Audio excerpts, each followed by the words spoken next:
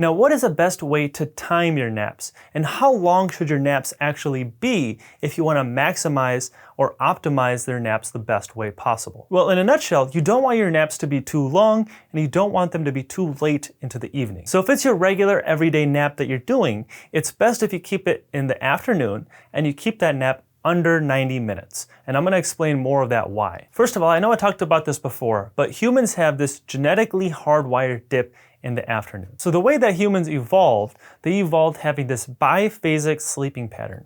That means that our ancestors would sleep for a long period of time at nighttime, so for about 7 to 8 hours, and then in the afternoon they would have another 30 to 60 minute nap. So that means that after that lunch, when you're feeling super tired, that feeling of tired is hardwired into your brain so that you have to feel like you have to nap at that time. But the other thing to understand with your napping is every time you're napping or sleeping, you're clearing away a molecule called adenosine from your brain.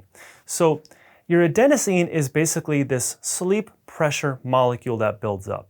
So the longer you are awake, the more that this sleep pressure builds up, the more that this adenosine will build up in your brain.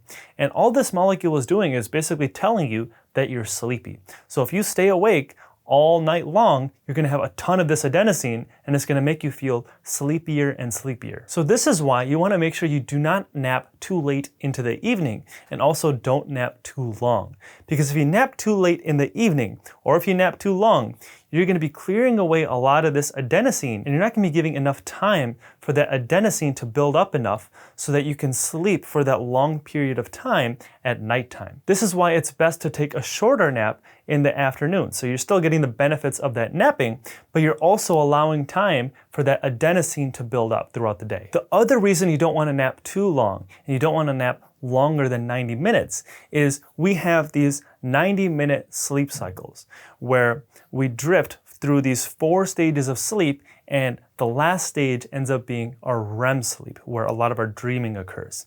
If you get too much into this REM sleep during your nap, then it's going to be a lot harder for you to wake up and you're going to be a lot groggier when you wake up. So have you ever had a nap where you wake up and it's been like 3 hours and you're just like, oh my God, where am I? You were in this crazy dream and you just can't even like get back in the zone anymore? Well, that's probably because you were napping too long. This is why it's best to keep your naps shorter so that you don't drift into those later stages or those deeper parts of your sleep cycles. Because a lot of people think that you need to get 1 full sleep cycle to nap properly. Well, you don't necessarily need to do that.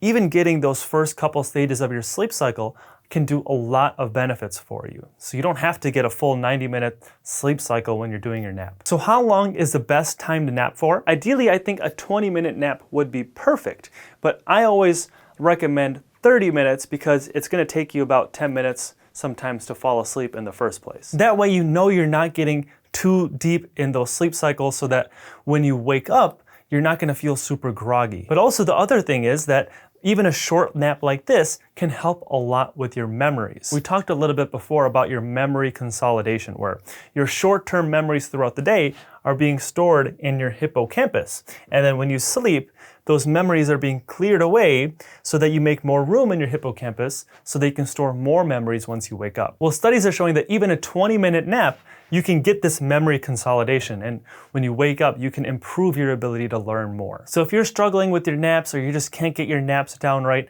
try doing a short 20 to 30 minute nap in the afternoon and see if that makes a difference. Now, the other cool thing about this simple calorie restriction is you can still eat whatever you want as long as you're cutting your calories. So that means that even if all you ate was ice cream and candy and cookies, that you would still lose weight as long as you were under that calorie limit. But obviously, if you did this, first of all, you wouldn't